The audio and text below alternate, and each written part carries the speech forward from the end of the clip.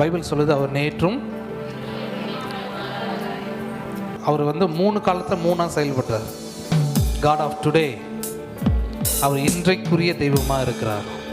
அவர் நமக்கு தெரியாமே பல நன்மைகளை அவர் செய்திருக்கிறார். இது அவர் நமக்கு பாஸ்டில் செஞ்ச நேற்றைய தெய்வம். நம்ம ஃப்யூச்சர் என்பது என்னன்னா, இன்னைக்கு நம்ம எடுக்கிற டெசிஷனை பொறுத்தது. எத்தனை பேர் இயேசு கிறிஸ்து எனக்கு இன்னொரு சான்ஸ் கொடுக்குற தெய்வம்னு விசுவாசிக்கிறீங்க? நீங்கள் எதிலெல்லாம் வாய்ப்பை எதிர்பார்க்குறீங்க. ஆனால் இயேசு கிறிஸ்து எதில் வாய்ப்பை வைத்திருக்கிறார் தெரியுமா? இன்னைக்கு உனக்கு கொடுத்த நாளில். நாளைக்கு எனக்கு இன்னொரு நாள் தராருல்ல, அப்போ எனக்கு இன்னொரு சான்ஸ் கொடுக்குறாருன்னு அர்த்தம். ஏன் அப்படின்னா, நீ எப்போ அவர் இன்னொரு நாள் உங்களுக்கு கூட்டி தராரோ, இன்னொரு சான்ஸை கொடுக்குறாரு. ஏன்னா நீ நேற்று எடுக்காமல் இருந்த பற்றி அப்படி இருக்காத, இன்னைக்காவது ஒரு டிசிஷன் எடு. ஸோ உங்களுடைய பாஸ்ட்டையும் உங்களுடைய கடந்த காலத்தையும் உங்களுடைய ஃப்யூச்சரையும் மாற்றுற நாள் தான் காட் உங்களுக்கு கொடுக்குற சான்ஸு.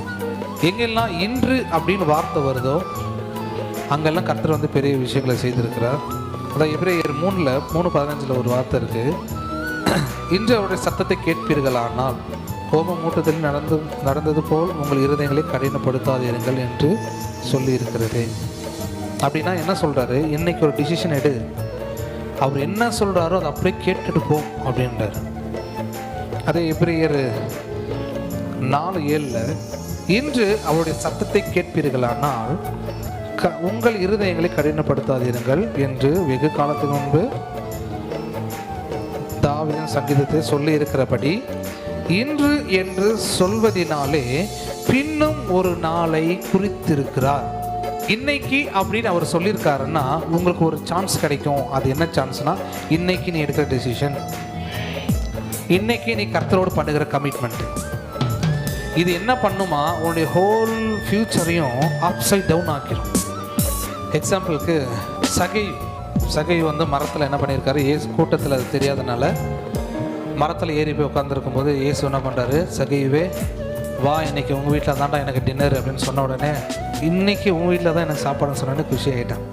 எப்போ அவர் இன்னைக்குன்னு சொல்கிறாரோ, காட் ஆஃப் டுடே, அன்னைக்கே அதை மாற்றிடுறாரு. போன உடனே என்ன ஆகுது, எல்லாம் சாப்பிட்டு எல்லாம் முடித்த உடனே எல்லாம் சகையை ஒரு மாதிரி பார்க்குறாங்க. ஏன்னா அவன் யார், டாக்ஸ் கலெக்டர்.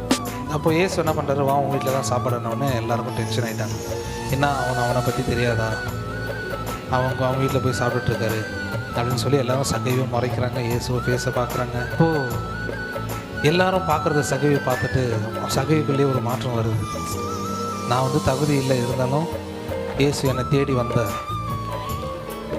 என்ன பண்ணுறேன், இயேசுக்கிட்ட போய் ஒரு கமிட்மெண்ட்டு சொல்கிறான். நான் யார்கிட்டையாவது அநியாயமாக வாங்கியிருந்தேன்னா, யார்கிட்டையாவது தான் இவன் வாங்குறது எல்லாமே அநியாயம் தான், வாங்கியிருந்தேன்னா 3 ஃபோல்டாக கொடுத்துட்றேன். நான் யாருக்குன்னா 1000 ரூபா லஞ்சம் வாங்கியிருந்தேன்னா 3000 ரூபாவை கொடுத்துட்றேன்னு சொன்ன உடனே இயேசு சொல்கிறாரு, இன்றைக்கு இந்த வீட்டுக்கு ரட்சிப்பு வந்தது. ஜீசஸ் உங்களை தேடி வந்தார் என்றால் உங்களுக்கும் அவருக்கும் ஒரு கமிட்மெண்ட் நடக்குதுன்னா அந்த டே பிளஸ்ஸட் டேவாக மாறுது. உங்களோட ஐடென்டிட்டி மாறிடுது. உங்கள் லைஃபை டோட்டல் சேஞ்ச் ஆகிடும், அப்சைட் டவுனாக. பார்த்து காரியத்துப்புற மாதிரி இருந்த அவன் லைஃப் இப்போ என்ன ஆயிடுச்சு, 4 பேர் பேசுகிற மாதிரி ஆகிப்போச்சு.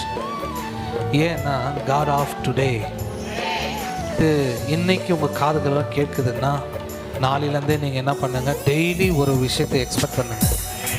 இன்னைக்கு என் லைஃப்பில் இன்னொரு டேவை நீங்கள் கொடுத்துருக்கீங்கன்னா நீங்கள் ஏதோ பண்ண போகிறீங்கன்னு அர்த்தம்.